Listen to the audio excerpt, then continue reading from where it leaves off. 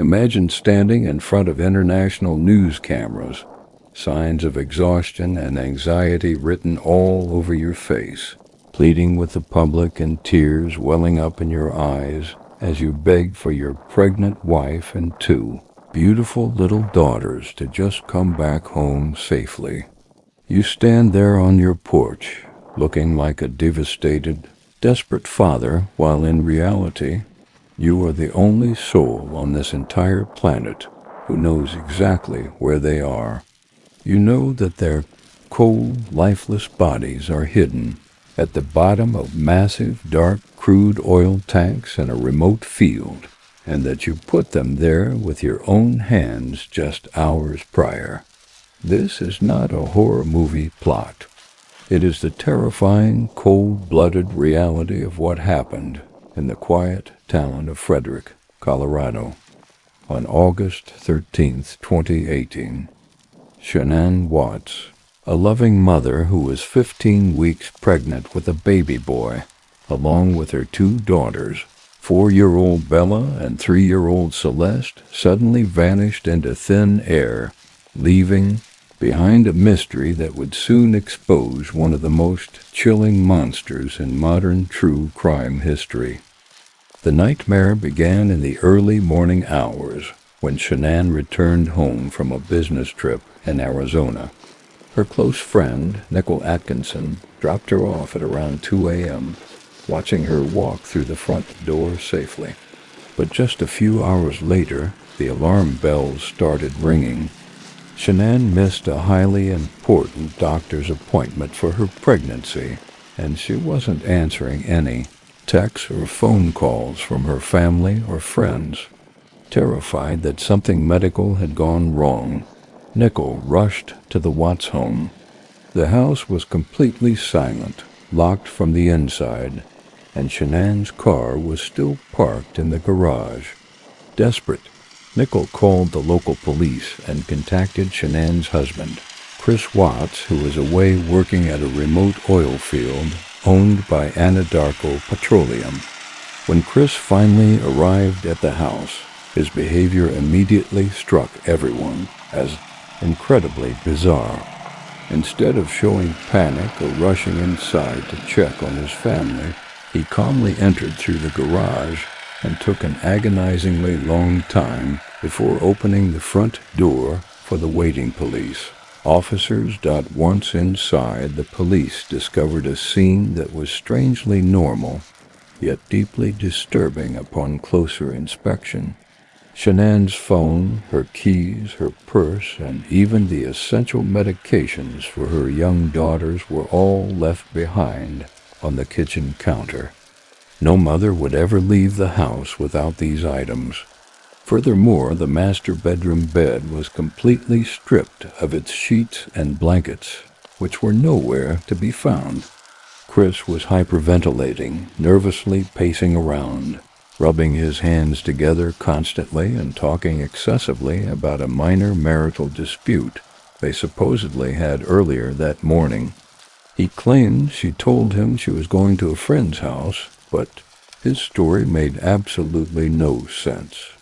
The breakthrough in the investigation happened almost immediately when their neighbor, Nate Trinastich, called the police over to watch his security camera footage.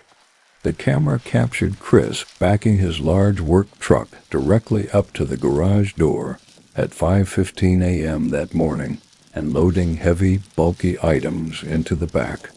When Chris watched this footage on the neighbor's television, his body language completely shattered. He put his hands on his head, stared blankly at the screen, and began shaking uncontrollably. He knew right then that his perfect facade was crumbling. The next day, Chris did something that shocked the nation. Instead of searching the streets or working with detectives, he stepped onto his front porch to give a live interview to local news stations. His performance was chillingly detached. He smirked, smiled inappropriately at times, and talked about the empty house as if he were discussing misplaced furniture rather than his missing children. This blatant display of psychopathic detachment caught the attention of FBI investigators, who immediately brought him in for a polygraph test administered by Special Agent Tammy Lee. Chris walked into the interrogation room with immense confidence, truly believing his charm could deceive the polygraph machine. The agent asked him direct, heavy questions about whether he knew where his wife was or if he had harmed his children. Chris firmly denied everything. However, when the data printed out, the truth was undeniable. Chris Watts didn't just fail the lie detector test. He scored a staggering -18, which is one of the most deceptive scores in the history of the agency. The investigator walked back into the room, looked him dead in the eyes, and told him his lies were exposed.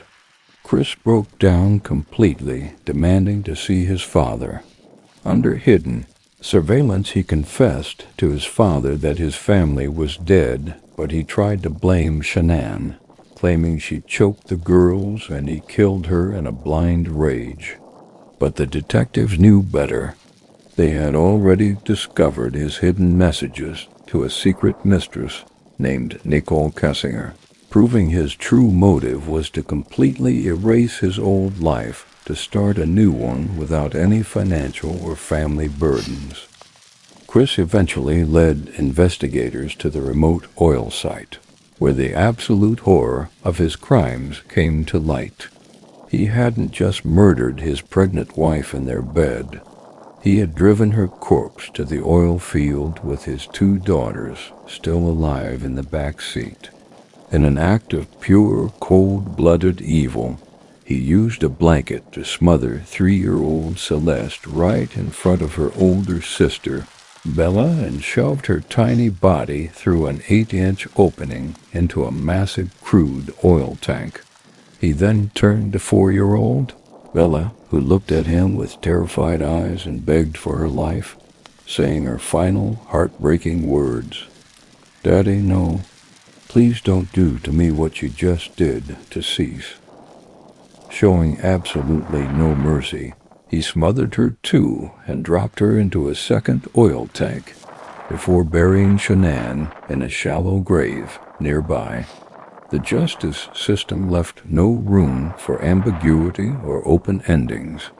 To escape the death penalty, Chris Watts pled guilty to all counts. In November 2018, the judge sentenced him to 5 consecutive life sentences without the possibility of parole, ensuring he will never see the light of day. Today, Chris Watts sits in a maximum security prison cell at Dodge Correctional Institution in Wisconsin, a permanent reminder that no matter how deep you bury your secrets, the truth will always surface, and justice will always prevail. Now, looking at how flawlessly he played the role of the perfect husband for years, do you think Chris was a born psychopath who masked his evil until the right moment, or did a sudden desperate urge to escape his life turn him into a monster overnight? Let me know your thoughts in the comments below.